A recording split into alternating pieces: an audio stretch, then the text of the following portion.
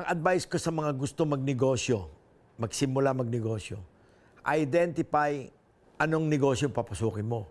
Get into something na walang masyadong kapital at kikita na kayo.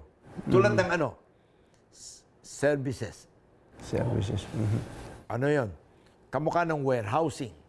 Kamukha ng mga personal storage facilities. O, di ba? Kung gusto niyo naman magtayo ng mga food-related, yung mga parang portable cart, na dadalhin lamang yung cart doon, bubuhatin lang, ibababa doon, yun na. Imbis na nagtatayo pa kayo ng kung ano-anong konkreto, kung ano-ano. Pag nalugi at yung lugar na yun, hindi na-click, hindi mo na malilipat. Samantala yung kung mobile, isasakay mo lang uli yun. Ililipat mo sa ibang lugar. Click na. Kikita ka na.